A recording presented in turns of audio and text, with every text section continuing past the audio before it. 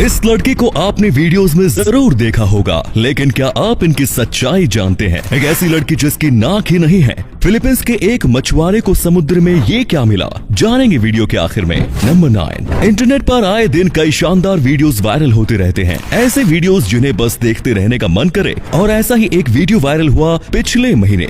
इस वीडियो में आप एक लड़की को रोटी बनाते देख सकते हैं। आम सी दिख रही इस लड़की की स्माइल और खूबसूरती ने मानो सबको अपना गुलाम बना लिया। पर इस वीडियो के अलावा इस लड़की के बारे में और कोई जानकारी अवेलेबल नहीं है। पर हाल ही में इस लड़की के बारे में कई जानकारियां सामने आई। वीडियो में दिख रही लड़की पाकिस्तान की सिंध प्रोविंस की रहने वाली है। 15 साल की इस लड़की का नाम है अमीना रियाज, जो कि पाकिस्तान के एक घुमंतू परिवार से आती है। अमीना के ये वीडियोस उनके एक पड़ोसी लड़के ने इंटरनेट पर साझा किए थे, और अब उनके नाम पर बने इस अकाउंट को 3 लाख से भी ज्यादा लोग फॉलो करते हैं। नंबर 8, क्या आप अपनी लाइफ को बिना अपनी नाक के इमेजिन कर सकते हैं? आप में से ज्यादातर लोगों का जवाब ना ही होगा। इसीलिए आज हम आपको मिलवाने जा रहे हैं टेसा इवांस से। आयरलैंड के मेघेरा में जन्मी टेसा एक रेयर मेडिकल कंडीशन के साथ पैदा हुई, जिसे कॉन्गेनिटल एरीनिया के नाम से जाना जाता है। इस कंडीशन के शिकार बच्चों को स्मेल नहीं आती और ना ही उनके पास साइनस कैविटीज होती है। टेसा की भी नाक नहीं है। टेसा अभी तक कई तरीके की सर्जरीज करवा चुकी है, जिसमें उनकी आर्टिफिशियल नोज इम्प्लांट की गई, पर कोई भी सर्जरी सक्सेसफुल नहीं रही। ये कंडीशन इतनी रेयर है कि टेसा की कंडीशन के अभी तक 45 बच्चे ही धरती पर जन्मे हैं। नंबर 7, इंफ्रास्ट्रक्चर डेवलपमेंट के चक्कर में कई बार जानवरों से उनकी जमीन छीन ली जाती है,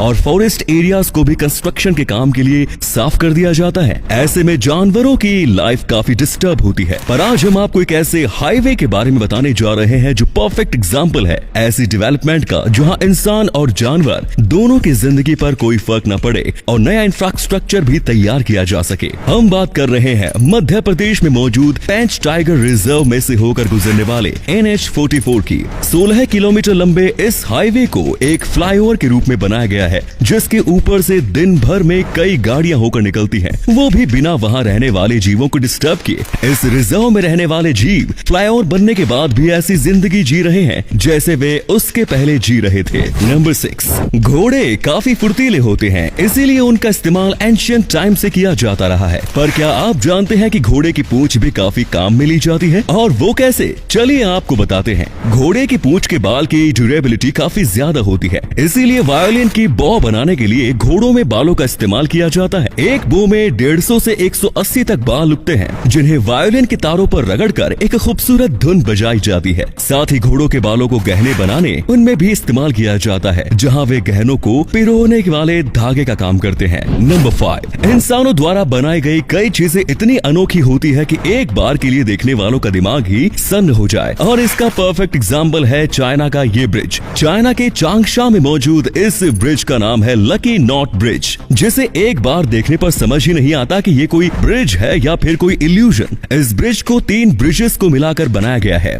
जिसकी सबसे मजेदार बात यह है कि इसका ना कोई एंड है और ना ही कोई बिगनिंग। इस ब्रिज को ड्रैगन किंग हार्बर रिवर के ऊपर बनाया गया है, जिसकी लंबाई है 185 मीटर। इस ब्रिज को अक्टूबर 2016 में बनाकर तैयार किया गया था, जिसे एम्स्टर्डम बेस्ड नेक्स्ट आर्किटेक्ट्स ने डिजाइन किया। नंबर 4, पेंसिल का लिखा मिटाने के लिए इरेजर का इस्तेमाल किया जाता है, पर जब पेंसिल की खोज नहीं हुई थी तब कारकोल की स्टिक को लिखने और पेंटिंग बनाने में इस्तेमाल करते थे। पर क्या आप जानते हैं कि उस टाइम कारकोल का लिखा मिटाने के लिए किस चीज का इस्तेमाल किया जाता था? 1770s तक इस काम के लिए रोटी का इस्तेमाल किया जाता था। रोटी को भिगाकर उसका पेस्ट बनाया जाता था, और फिर उस पेस्ट को इरेजर जैसा शेप देकर उसे सुखाया जाता था, और सूखे हुए रोटी के पेस्ट को फिर कारकोल का लिखा मिटाने के लिए इस्तेमाल किया जाता था। नंबर 3, जैसे जैसे अर्बनाइजेशन बढ़ रहा है, कई पक्षियों के लिए रहने की जगह खत्म होती जा रही है। आप अपने आसपास ही देख लो। पहले जहां कई चिड़िया घर के आसपास उड़ती देखी जा सकती थी, आज एक भी दिख जाए तो